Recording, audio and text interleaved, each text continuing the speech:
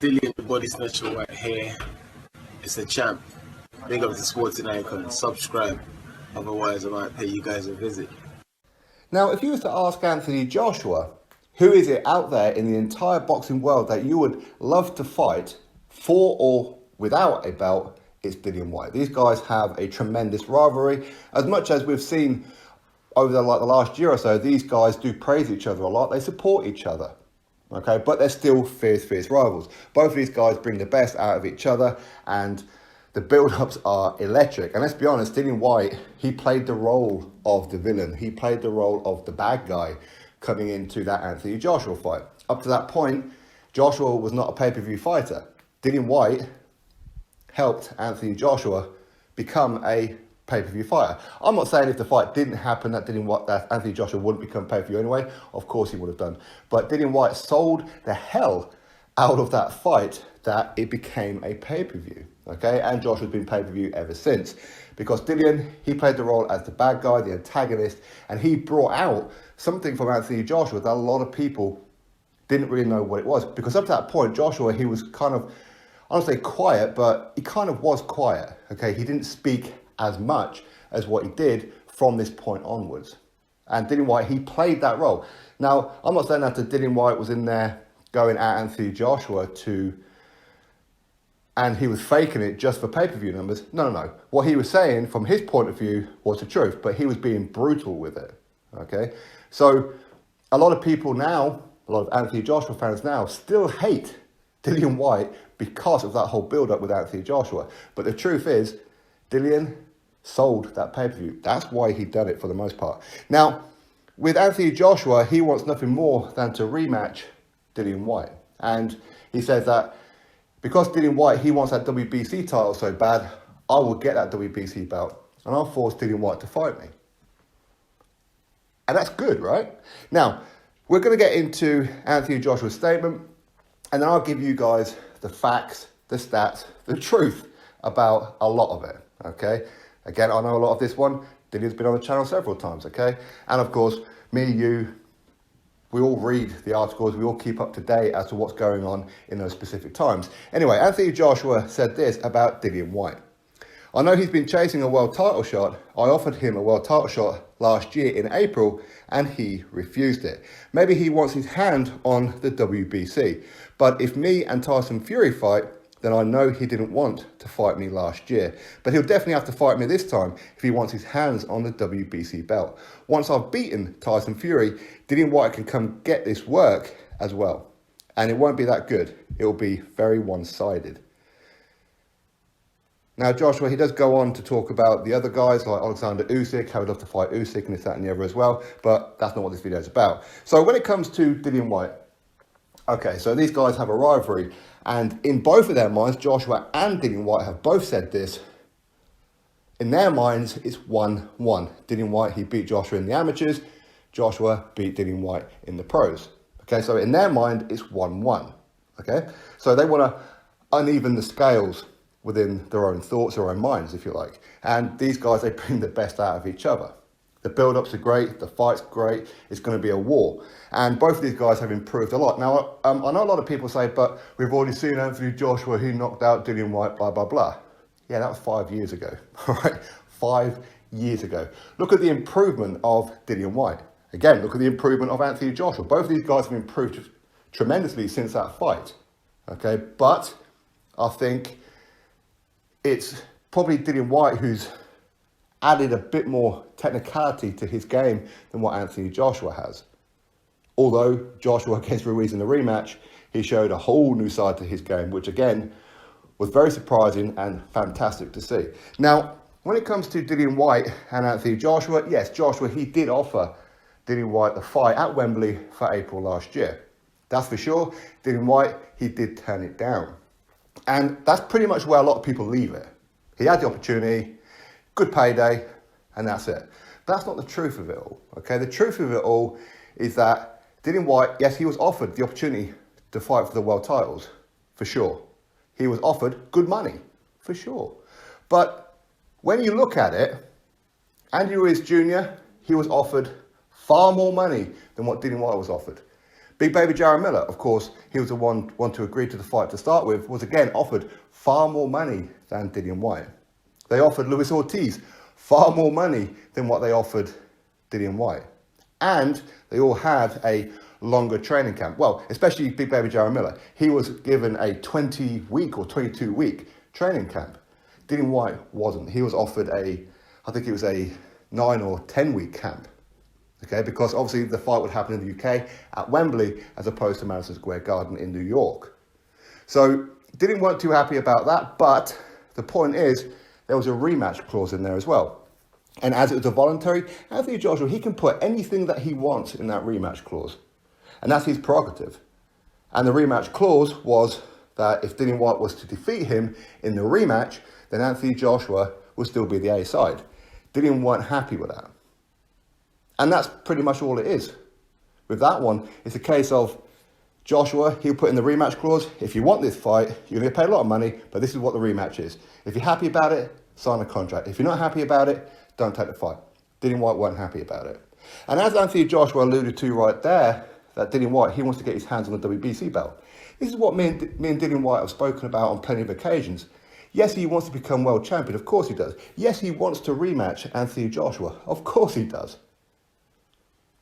But he's been paying too much money towards the WBC. He's been chasing that shot at the WBC for far too long. He wants to get his hand on the WBC belt and then go fight Joshua for Undisputed. It's a risky move for sure. It's a long way round for sure. Does it really matter which belt that you go for? World champion is world champion, right? You could look at it that way. But he wanted that WBC belt. That's why he was chasing Wilder for the longest time. That's why right now he's the interim world heavyweight champion. He's the mandatory challenger to Tyson Fury. And all Dillian Whyte wants right now, you offer him any fight out there, he would choose Tyson Fury because he's got the belt. If somehow Wilder defeats Tyson Fury in a rematch, he'll go back after Wilder again. He wants that belt. And then he wants to be the one to fight Joshua for Undisputed. Why? Because then, not only is he getting that rematch with Joshua, but he can go to the table with his terms, which would be very, very simple.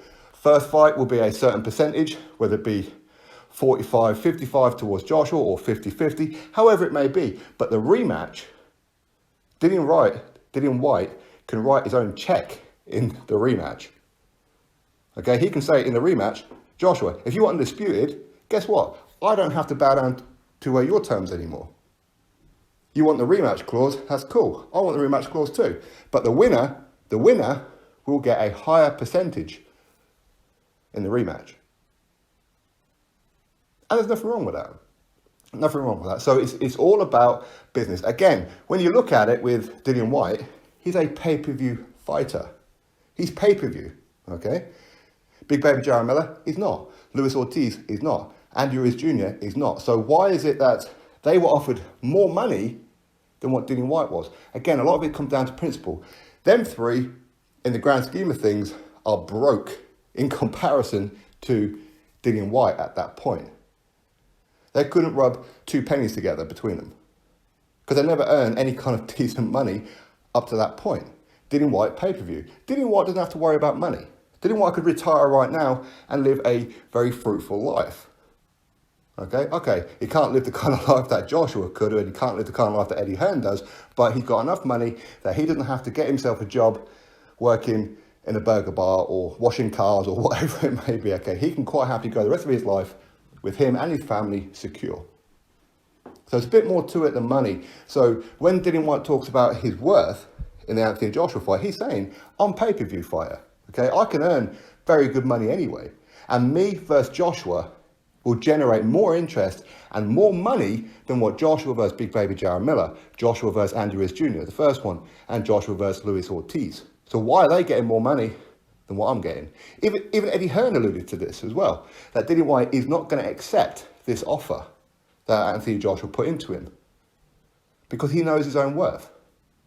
A lot of it is principle. Again, you could argue and say, but it was for the unified world heavyweight titles. This is Dillian Whyte's opportunity to fight for the titles and potentially get revenge. Dillian Whyte could be sat there right now as unified world heavyweight champion with multi-millions in the bank. You could argue that for sure. Okay, and that's not something that I could disagree with, but it's principle. He wants a WBC belt. That's what he wants. He's always wanted that particular belt because he's been working for that for too long, and the WBC have been messing him around. So he wants that opportunity. Forget the rest for now. I want the WBC. So him versus Tyson Fury is a mega fight, is it not? What's wrong with Dillian Whyte versus Tyson Fury for the title? And then the winner goes to fight Joshua. What's wrong with that? Wouldn't you all like to see Dillian Whyte versus Tyson Fury? Of course you would. Of course you would. But when it comes to the WBC and that as well, they want the big fights. Of course they do. Dillian Whyte wants the big fights. For some reason, they're not giving Dillian Whyte the big fights. Listen, you know what? It is what it is. But Dillian, he wants the WBC belt. He wants that strap. He wants to go into the negotiations with the table with Joshua for Undisputed. Look at the kind of money that Undisputed would bring. It's huge, right? It's a gamble for sure. What he's doing is gambling. He's gambling with his own world title shot by waiting the long way around. Of course he is.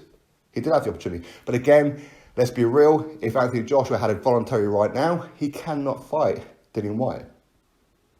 He can't do it. It's virtually impossible right now.